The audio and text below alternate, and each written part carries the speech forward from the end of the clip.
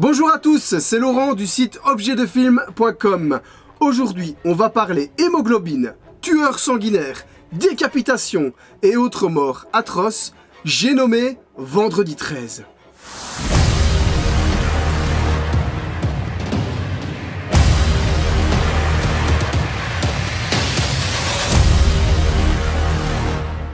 Si je vous dis Jason Voorhees, vous me répondez... Vous pouvez répéter la question?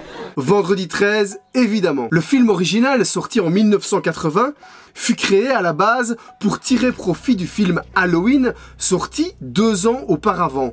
Et c'est très vite devenu un film d'horreur incontournable. Pour ceux qui n'ont jamais entendu parler de cette franchise, je vous fais un rapide résumé. Le héros, ou plutôt l'anti-héros, s'appelle Jason Voorhees. Il est né un vendredi 13 avec malheureusement pas mal de malformations sur la tête qui vont déformer complètement ses traits, en plus de lui causer des problèmes mentaux. Alors dans le premier film, on découvre la maman de Jason qui part travailler dans un camp de vacances, le camp de Crystal Lake. Dans ce camp, Jason est pas mal martyrisé par les autres enfants et va finir par se noyer, en partie à cause de la négligence des moniteurs. Va s'en suivre une vengeance terrible de la maman de Jason qui va assassiner ses moniteurs pour ensuite tout faire pour que la colonie ferme et qu'elle ne rouvre jamais. Pour arriver à ses fins, elle ne va pas hésiter à tuer plusieurs personnes sur son passage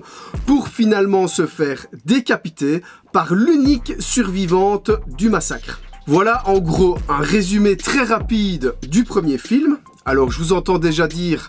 Oui, mais ce pauvre Jason, il est né avec des malformations, il a été martyrisé, il s'est noyé, il n'a rien fait en fait. Effectivement, là, il n'a rien fait, mais je ne vous ai pas tout dit. Parce que ce bon vieux Jason n'est finalement pas mort. Il n'est pas mort dans sa noyade, et il a décidé de vivre reclus dans une cabane au fond des bois. Du coup, il a vu sa maman se faire décapiter, et voilà notre élément déclencheur. Jason, le tueur sanguinaire, est né. Désormais, chaque personne qui viendra à Crystal Lake, qu'il considère comme son territoire, devra faire face à sa fureur impitoyable. Alors même si vous n'avez jamais vu le film, je pense que beaucoup d'entre vous visualisent à quoi Jason ressemble. On l'imagine grand, fort, avec un masque de hockey, une machette à la main. En tout cas, moi, c'est la première image que j'ai quand on parle de Vendredi 13.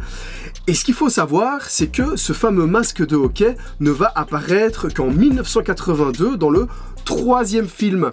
Avant, dans les 2 premiers films, Jason cache ses malformations avec un simple sac en tissu. Et je pense que c'est en partie grâce à ce masque de hockey facilement reconnaissable que Jason, Vendredi 13, est rentré dans la légende. Alors je ne vais pas vous faire un résumé de tous les films parce que tenez-vous bien, il existe 10 films, un crossover avec Freddy et un remake sorti en 2009. Donc en fait il y a au total 12 films où on peut voir Jason. Donc ça risque de prendre des heures si je veux vous résumer tous les films. Alors depuis ce remake de 2009, on pourrait penser qu'il n'y a plus rien eu autour de Jason.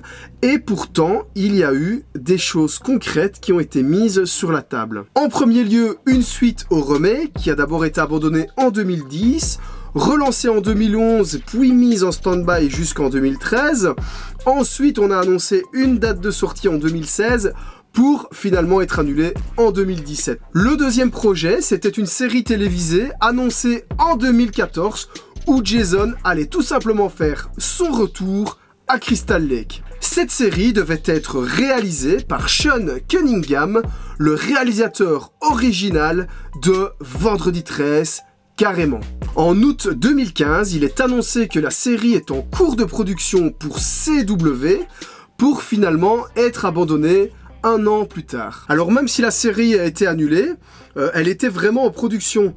Ils avaient fait appel à une société qui s'appelle SOTA-FX, qui était là pour créer les différents éléments visuels.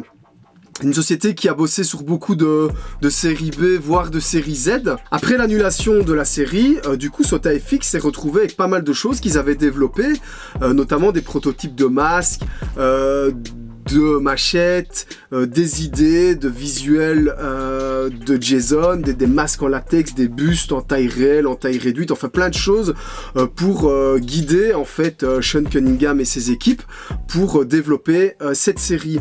Et donc je vais vous présenter quelque chose qui vient du studio de Studio FX en rapport avec cette série. Un petit générique et je reviens. Je vous présente, bam bam bam, un des masques développés pour cette série abandonnée. Donc ça, c'est vraiment un super accessoire que j'adore. Je l'ai reçu aujourd'hui, j'ai directement fait la vidéo. Donc voilà, développé pour la série qui portait un titre provisoire, Crystal Lake Chronicles. Donc je ne sais pas du tout si ça allait rester ou pas. Voilà, donc il y a 7 masques comme ça, enfin plus ou moins, donc je vais vous expliquer. Et en même temps, je vais vous mettre quelques visuels de ce que Sota FX avait développé. Donc d'abord les masques, donc il en existe 7, ils sont tous identiques, la seule chose c'est la quantité de sang qui va différer. Donc certains, il n'y a pas de sang du tout, ça c'est les versions où il y a le plus de sang, il y en a 2 comme ça dans le monde, donc il y en a un ici, un ailleurs. Sur les 7, je sais qu'il y en a un qui est chez Sean Cunningham, qui a été donné par Sota FX, donc il y en a 6 après qui se sont retrouvés sur le marché. Donc voilà, donc ça c'est vraiment le genre de pièce ultra rare, très difficile à trouver, avec une vraie histoire derrière. Alors ok, ça n'a pas servi dans un film, mais voilà, c'était justement, c'est encore plus fun, surtout qu'ils avaient décidé de faire un masque un peu différent. Alors je vais vous mettre des images avec des gros plans, etc. Donc on voit vraiment un masque fissuré, plus abîmé en fait que ce qu'on a l'habitude de voir dans les vendredis 13. Donc moi je le trouve vraiment super sympa. Alors même Jason devait avoir une tête un peu différente. Alors je ne sais pas laquelle allait être retenue, mais je vous mets quelques idées de ce que les studios avaient fait. Je vous mets aussi un visuel de la machette qui avait été développée. Donc voilà. Et j'ai commandé un buste aussi, parce que là je l'ai mis sur une simple tête en frigolite que j'ai peint en noir, mais j'ai commandé un buste en 3D, enfin avec une impression 3D, un buste de Jason avec le logo du film, donc ça va être magnifique. Ça j'attends, il est en développement, je vous mettrai aussi en lien quand je l'aurai, je mettrai un petit texte sur le mec qui m'a fait l'impression 3D, je trouve qu'il fait des belles choses, et je ferai un post sur Facebook. Donc voilà, j'espère que ça vous a plu. N'hésitez pas à vous abonner à ma chaîne et à venir voir mon site internet objetdefilm.com, à rejoindre la page Facebook.